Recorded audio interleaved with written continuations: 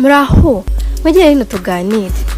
Hari imvugo n'imigani ya Kinyarwanda nkunda no kumva na benshi mu mfiti zanjye ziyaguriye ariko bimwe byo kwirinda imurira mwisebe by'amumeso n'Uwiteka ndetse n'iyokamana. Abakenshi iyo tuganira nkunda kumva baterura bakagira bati buri hagati kateretswe n'Imana ntigabungabana n'umuyaga. Ndetse hakaba n'abandi barenza undi mugano ugira uti ingabo ya Rurema ntirwana n'ubwinshi ahubwo rwose irwana n'umutima.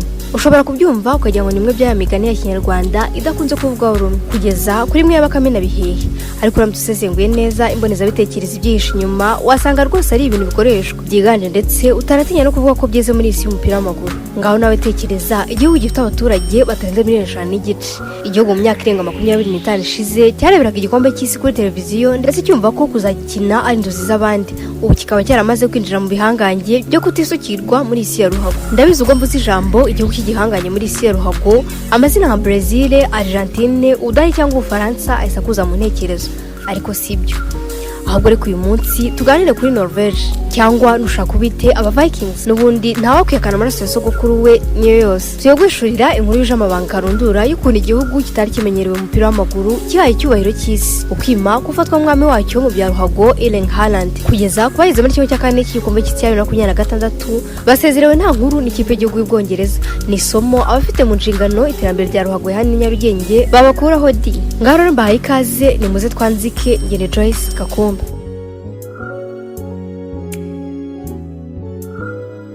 Umuco nyarwanda baca umugani ngo agahugu katagira umuco karacika, ariko ubanza hari n'urutaranitswe n'icabwenge mu mateka y'abasekuru bacu. Ubivuga ko igihugu gito gishobora kuba ubutaka bunini ariko ntikibure kugira inzozi nini. Iyo urebye Norvege nk'igihugu kiri ku ikarita y'isi ntabwo wagitandukanya rwose na kadomo, ariko iyo urebye ibyo gikora mu mupira w'amaguru usanga cyanditse amateka atuma n'ibihangange bihindukira bikacyubamira. Mu myaka myinshi ishize kuvuga Norvege umupira w'amaguru byari nk'abavuze igihugu kitabiraga amarushanwa y'umupira w'amaguru nka bimwe bya hano byo kwitabira gusa, ndetse abenshi rwose barimo nanjye kugira ngo ntitwari tukizi kubera kuvuga kugira urubura bizwi nka neje mu ndimi z'amahanga, amavuta ava mu nyanja, ubukungu buhamye n'imibereho myiza y'abaturage inatuma benshi muri bene wacu hano ku mugabane wa Afurika bagifata nka cya gihugu cy'isezerano kivuga mu byanditswe byera cya Mose n'Abayisiraheli kubera amaramuka bayo. Ngo ujyayo rwose biba birangiye bimwe byo guca ukubiri ariko no kongera kwicira isazi mu jisho. Ubwo ntushobora kwibaza ese shahu ubwo nibataniye ukaba wibagiye ingingo zakuzinduye uti ni gute ushobora kuvuga Norvege ukibayura kuyivuga mu buryo bwa kinyamupira. Nanjye ntihoya rwose sinibagiye cyanzinduye nka bimwe bya mpongo w'umwana mukari kuko ngo tubyemeranyaho mu marushanwa akomeye amazina yavugwa ko ari Brazil, Argentine, Ubudage, Ufaransa cyangwa Espagne. Norvege yo yabaga iri kure y'iyo nkuru nk'umwana aciye ku ruhande areba abandi bakinira mu kibuga, ariko amateka yigisha ko nta joro ridacya. Igihugu gifite abaturage batarenze miliyoni 5 n'igice cyafashe icyemezo cyo kutazongera kuba umunyabigwi mu gutsindwa, ahubwo kiba umunyabigwi mu kubaka ejo hazaza. Ntikihutiye gushaka ibisubizo by'ako kanya cyangwa kugura intsinzi, ahubwo cyubakiye ku bana bato, ku batoza bafite ubumenyi ku bibuga by'imyitozo bigezweho no ku miyoborere idashingira ku mazina runaka, ahubwo ishingira ku bushobozi n'uko ibintu bikorwa n'ubishoboye kurusha abandi. Bishobora kuba atari ubwa mbere ijambo ry'icyongereza meritocracy guciye mu matwi, nanjye ntibirirwariza ku giti dore umuntu. Nibyo rwose. Hari abatekereza ko ubwinshi bw'abaturage aribwo butanga intsinzi, ariko Norvege yerekanye ko atari umubare w'abaturage utsinda umukino ahubwo ari uburyo igihugu gitegura impano gifite. Mu gihugu gifite abaturage bake buri mwana ufite impano yabonwaga nk'imbuto ikwiye kuvomerwa aho kuba impano izamuha amahirwe. Niyo mpamvu aho kwiruka inyuma y'igikombe cy'isi by'ako kanya bahisemo kubaka uruganda rw'abakinnyi, amakipe y'abana, amashuri y'umupira, amarerero n'amarushanwa y'urubyiruko byanduye inkingi z'ejo hazaza. Buri mwana yabonaga amahirwe yo gukina atari ukubera ko afite izina rikomeye cyangwa amafaranga ahubwo kubera impano n'umuhate. Mu myaka yakurikiyeho imbuto zatangiye kwera. Ku ikubitiro habanje kuza kapitene wabo Odegard. Uyu nawe wagaragaye cyane akiri muto muri ikipe ya Real Madrid mbere yo kwerekeza muri Arsenal. Gusa ariko bamwe bagira ijisho ridahumbya mu kureba kure mu bya ruhago bemeza ko rwose uyu ari mu bakinnyi bato bateye isi kwiye kwitega mu myaka za 2017. Nyuma haza kuza Haaland, umusore ufite imbaraga, umuvuduko n'ubuhanga budasanzwe. Ariko abo si bo bonyine, hari Alexandre, Antonio Nusa, Oscar Bob n'abandi benshi bagaragazaga ko igihugu kitari kubyara umukinnyi umwe gusa w'igitangaza, ahubwo cyari cyubatse uburyo bukomeza kubyara impano buri mwaka. Abantu benshi babonye Haaland atsinda ibitego byinshi batekereje ko ari impano yavutse mu buryo bw'igitangaza, nyamara ukuri nuko Haaland ari urubuto rw'igiti cyatewe mbere y'imyaka myinshi. Iyo igihugu cyubaka neza urwego rw'abato intwari ntizivuka mu mahirwe, zivuka muri gahunda. Abakurambere bacu nibo bacaga umugani ngo ubaka urugo ntasakara. Norvège nayo ntiyasakaye, yubatse buhoro buhoro, yubaka umusingi mbere yo gutaka inzu. Yahangayikishijwe no gushimwa by'ako kanya, ahubwo yashaka kuzagera igihe isi yose ivuga iti ese iki gihugu gito giteye gikora gite. Uwo munsi warageze. Mu gikombe cy'isi cya 2026 Norvège ntiyaje nk'umushyitsi, yaje nk'ikipe yizeye ubushobozi bwayo. Igihe yasezeraga Brazil, igihugu gifite ibikombe by'isi 5, isi yose yahise yibaza ikibazo kimwe: ni gute igihugu gifite abaturage 5,5 cyarushaje gukora ibyo ibihugu bifite abaturage 1,100,000 byananirwa? Nubwo igiti kimwe kidashobora gukora ishyamba cyonyine, ariko hari igiti kimwe kiba kirekire kurusha ibindi ku buryo umuntu uri kure abona ishyamba kubera cyo. Uko niko Haaland ameze kuri Norvège. Urebye ku mbuga nkoranyambaga cyangwa ukareba abana bakinira mu mihanda yo hirya no hino ku isi, yemwe na hano muri Afurika, usanga benshi bambaye nimero 9 ya Manchester City. Benshi bavuga Haaland mbere yo kuvuga Norvège. Ariko ikibazo gikomeye ni iki: ese koko Haaland niwe wubatse umupira wa Norvège cyangwa Norvège niyo yubatse Haaland? Igisubizo kiri hagati y'ayo magambo yombi. Mu gusesengura iby'iri hurizo, reka nanjye mvuge nti inyana ya mweru, kandi ntugire ngo mweru wo nguwo ni yaringa. Ntushobora gutekereza umukino ukomeye ku gihugu kidafite uburyo bwo kumurema. Haaland ntiyaguye mu kirere, yabaye imbuto yatewe imyaka myinshi mbere y'uko avuka. Ubwo yari umwana, Norvège yasanzwe ifite gahunda ihamye yo kubaka siporo guhera ku bana bato. Bashyize imbere gutsinda amarushanwa y'abatangeje imyaka 12 cyangwa 15, ahubwo bashyize imbere kubaka umuntu uzatsindira igihugu afite imyaka 25. Ubwo tubikesha amakuru twapfunye muri raporo yuje ubucukumbuzi budasanzwe, ikinyamakuru BBC yahawe umutwe ugira uti Artificial Turf Coaching Revolution, How Norway Shaped the Golden Generation.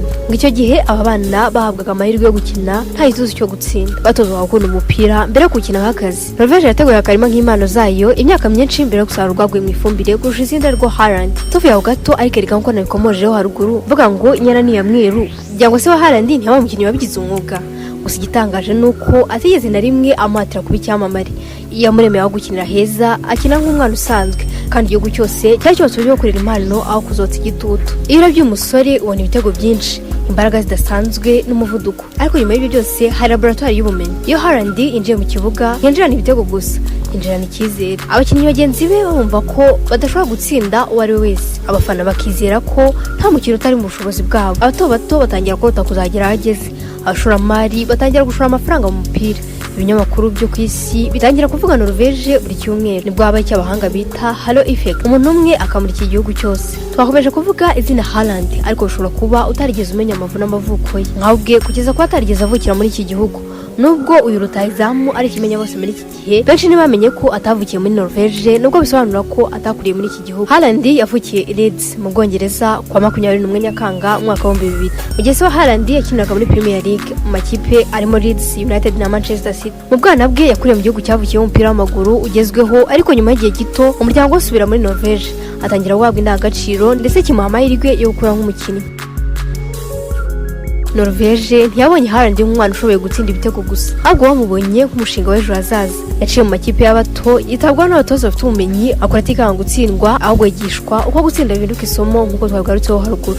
Haaland yanyuze muri Bayern FK, aza gukomereza muri Muri, nyuma yerekeza muri Red Bull Salzburg, Borussia Dortmund ndetse na Manchester City, kugeza ubwo amwe mu bakinnyi batinya kurusha abandi ku isi. Icyakora n'ubwo izina rye ryashobora kwamara mu makipe akomeye y'Uburayi, ntiyigeze yibagirwa igihugu cyamureze. Igihe cyose yahamagarwa mu ikipe y'igihugu, yambaraga umwambaro wa Norvège nk'uwambaye ibendera ry'igihugu cye. Ariko urugendo rw'igikombe cy'isi ntirwari rworoshye. Mu myaka myinshi ishize, Norvège yarabaye nk'igihugu kibagiranye ku ikarita y'umupira mpuzamahanga.